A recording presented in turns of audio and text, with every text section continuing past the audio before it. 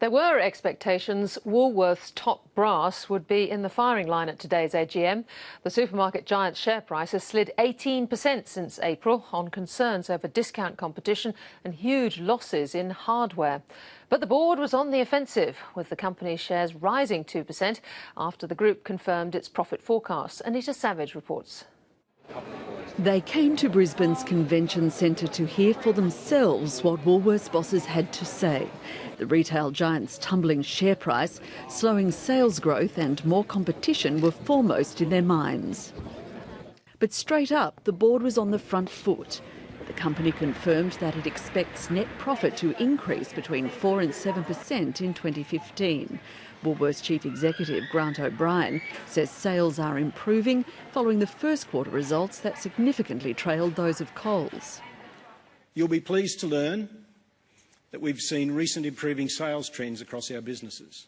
Second quarter sales are heavily reliant, of course, on the next 6 weeks. It was a relief for shareholders who've watched the share price slide 18% since April, wiping more than $8 billion off the market value. Woolworths chairman Ralph Waters tried to hose down the concerns.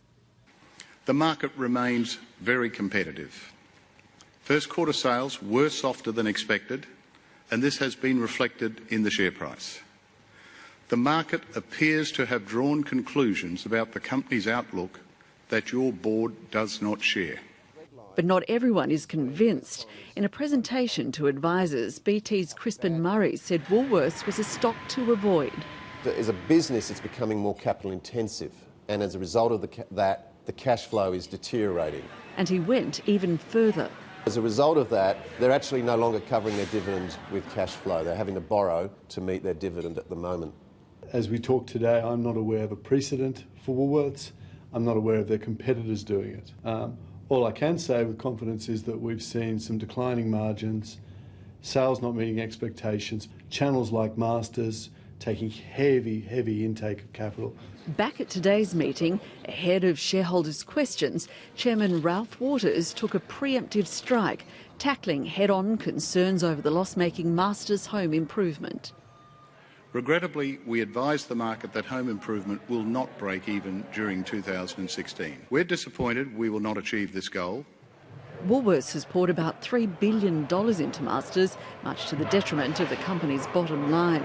Ralph Waters says Masters now has cut its teeth as a start-up and is now entering its next phase in growth, optimistic that it will become profitable in time. We have a proven track record building new businesses, of which our liquor business is a standout example. And as for the growing competition from the German supermarket chain Aldi, Woolworths is prepared for a fight. There's nothing shonky about Aldi, we just got to keep beating them. And after the plunge in Woolworths' share price this year, today's 2% rally leaves a long way to go.